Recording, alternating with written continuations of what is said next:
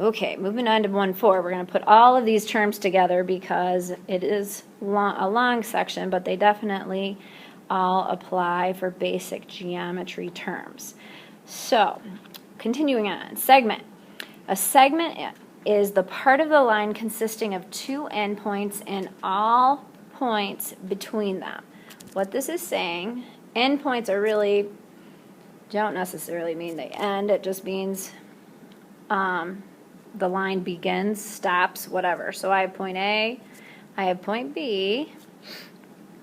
A line segment is just that much of the line. So the line would continue on, but a line segment stops. So this we would call line segment AB. Now what is important to remember here is the line segment stops. So when you name it, you do not put the arrows over it. And it seems simple, but people forget it, so I just want to make sure I point that out. So line segment stops, no arrows. With a line, when you're naming a line, you have the arrows. And this gets even a little bit more confusing when we go to array. So the definition of array says the part of the line consisting of one endpoint and all of the points of the line on one side of the endpoint. And again, when they're talking about endpoint, they're really just talking about a point. You can think of it as a beginning point too. So let's say I have point A and I have point B just like before, but I want it to consisting of one endpoint. So it's going to start at A, and it's going to make a line and go continuously all the points in the other direction. So you can kind of think of it as half a line because it goes on forever in one direction, not both. And what's tricky about array is not noticing it, because looking at it, it's okay. Most people remember it's array. It's naming it. When you name array, you always start with the, let's call it start point instead of end point. So this array starts at A and goes towards B, and guess what? Instead of using a line above it, we're going to use a line with one arrow representing that it goes forever towards B. So this is saying it starts at A, it goes towards B forever. Okay? Most of you are going, all right, Mrs. Kowalczyk, I got it. However, this is where it gets tricky. What if, same 2 points, A and B, however, I want the ray to start at B, let me just rename them in blue, start at B and go forever in the other direction. This is the tricky part with naming. Where did you start? We're starting at B now. So we're going to call this one B, and it's going towards A. And when you draw your ray above BA, it's still, the arrow is still going to the right. The arrow will always go to the right in the name, whether in the picture it goes left or right. Okay? So again, started at B, went towards A, and then the arrow goes to the right.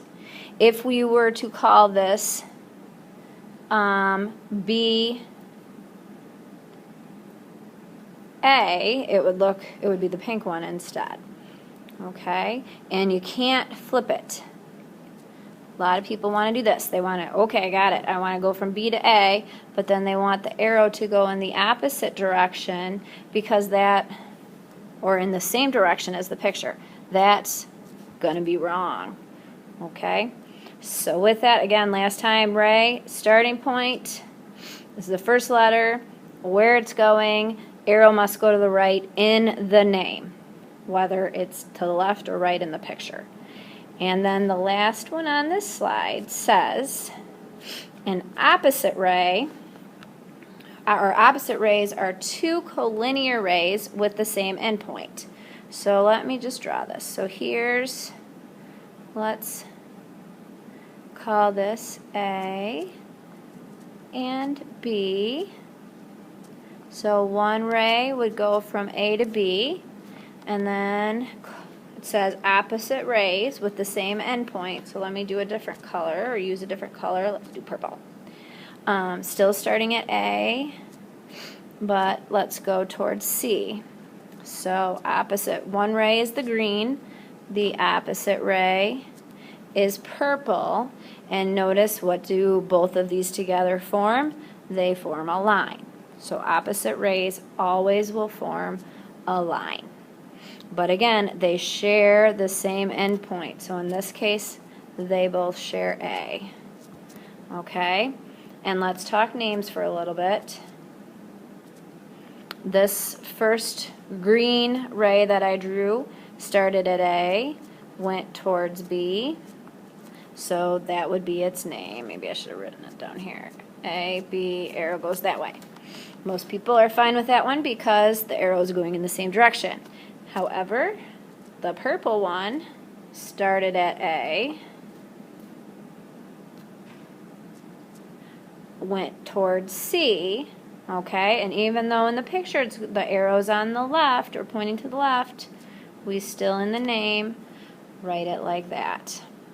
Okay, and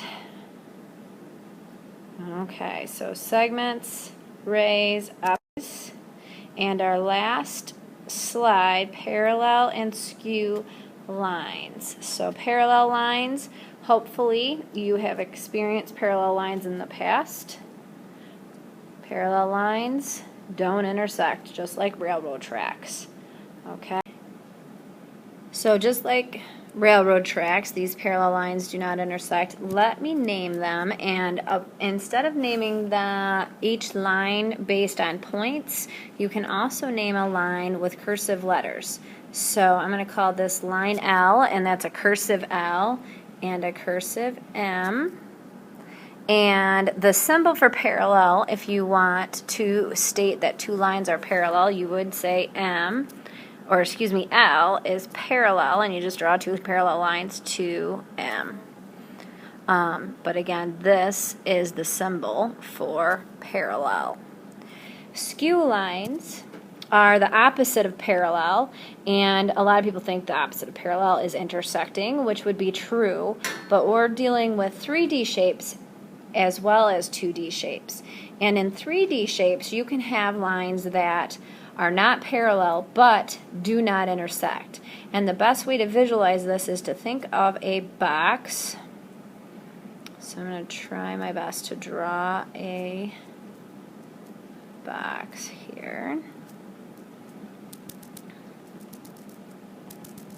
And you'll get used to my bad drawings eventually. So we have ourselves a cube here. And let's pick a couple of edges. So if I pick this edge